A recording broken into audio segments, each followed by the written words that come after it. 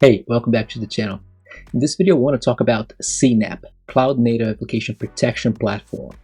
It's a term that's been coined by Gartner a couple years back, and it's been taken the top of mind of cybersecurity leaders currently because of the breadth of solutions in the market that are available to them. I would like to, of course, shed a light on what the concept means and then take a further and deeper look into what Microsoft has to offer currently. So let's dive in. Alright, I want to start from the top. What is Cloud Native Application Protection?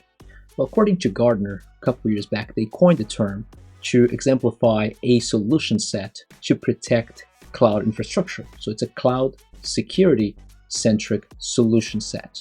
Now, what it proposes is, with the advent of DevSecOps and both vulnerability and the need for holistic vulnerability management capabilities across your entire environment, alongside with forthcoming and top-of-mind solutions such as Cloud Security Posture Management, which I've spoken about before, and Cloud Workload Protection Platform, all of these different pieces protecting your cloud environment. Gartner identified the need, and of course identified that cybersecurity vendors are actually moving towards a unified approach to this kind of solution. This is why they coined the term Cloud Native Application Protection Platform. Of course, there are a few singularities. There are specific topics and terms that come to mind here as well that we should take in consideration, right? So if I'm putting on screen right now Gartner's own detailed CNAPP capabilities. This is according to Gartner's own public publication. And as you can see here, it really focuses on continuous life cycle of security for your infrastructure. It looks beyond just your cloud security posture management. It looks way beyond your workload protection. It actually looks way further as well, or in way before that as well, with the code visibility and even artifact scanning with static analysis and dynamic analysis for your code, but also API scanning capabilities, software composition analysis, and of course, as I stated before, exposure capabilities or exposure scanning capabilities in order to identify if there are exposure to your code, but also exposure to your environment, secrets that are leaking perhaps because of improper code development at the source. Attack path analysis is a term that they use a lot, and we see currently that Microsoft has included attack path analysis in our own solution set, of course, but of course, we're going to see that in the market, there are other solutions that also have the term attack path analysis. So therefore, artifact scanning, all of these other solution sets that are part of your cloud security posture that weren't addressed by previous solutions, right? At the same time, it's also embeds the capabilities for cloud configuration management. So think of cloud security posture management capabilities. Yeah, they are included in CNAPP, but it goes beyond that because it also looks at the entitlement, or what the industry also calls CIEM, Cloud Infrastructure Entitlement Management. It also looks at Kubernetes security posture management, right? So it goes way beyond just the cloud infrastructure. It goes deep into your Kubernetes infrastructure, goes deep into your identity infrastructure for your cloud environment. It's a more holistic approach to your cloud security protection and program, right?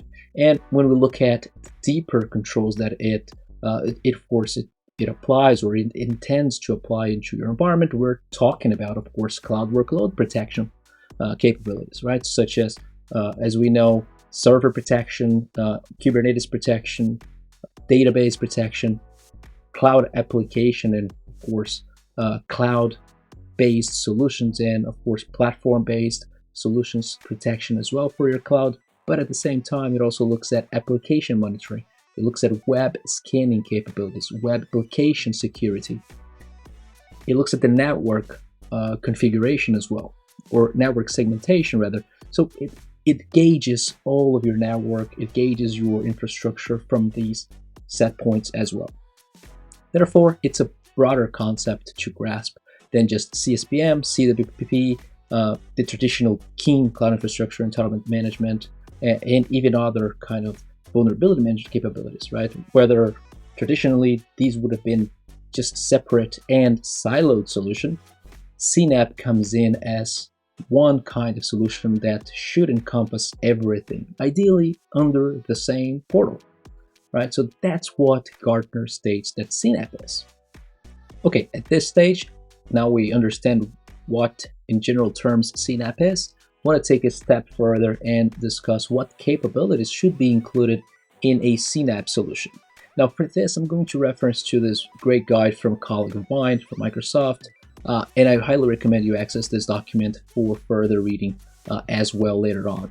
Now, the beauty of this document is that he breaks down each capability from, of course, Gartner's view, but also from what vendors are currently doing with the proposed guidelines for what CNAPP is, right? So as you see, you're gonna be seeing how cloud security posture management capabilities should work in order to protect your environment, and it breaks down into different features within that specific capability and feature set. He also talks about cloud workload protection capabilities and different domains that can be covered by this sort of solution. And it goes a little deeper into your identity protection capabilities and what kind of features you can expect out of solutions in the market, enterprise solutions in the market currently, and then how that all works together in a single view, which from my perspective, this full picture right here is amazing. So have a look at that, have a deeper look into what he's discussing in his article. I use this article as the baseline for my follow-up, which I then actually took that same view and then I ran through Microsoft's capability list within our solutions. So essentially, when we think of Microsoft's solution that encompasses CNAPP and that will, of course, be our CNAPP platform, we're thinking about Defender for Cloud. Naturally, that's our CSPM and CWPP platform, but also we're thinking about newer solutions that have been added to our platform recently, such as our King platform, which is Entra Permissions Management.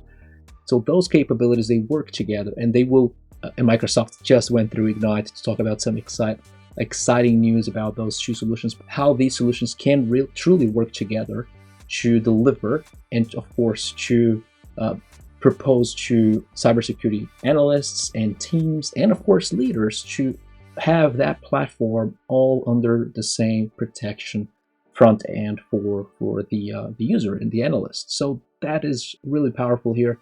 I really recommend you have a look at, of course, this reference of mine, but this will be outdated in a few months because Microsoft is releasing a lot of new capabilities. But everything that is in my document and I'm talking to you right now is public information, but a great reference nonetheless if you are just getting started to work with Defender for Cloud, getting started to grasping the concepts of CNAPP.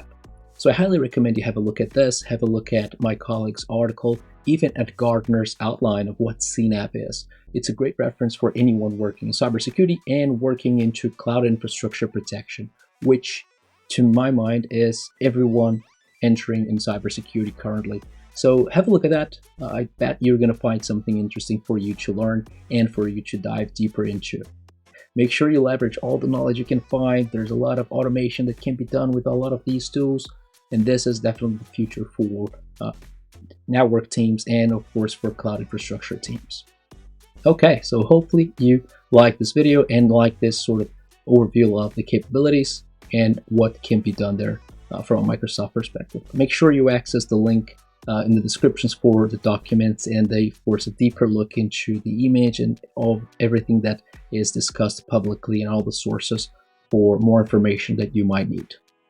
If you do like this kind of video, leave a like, subscribe, and make sure you leave a comment with your thoughts. Until next time.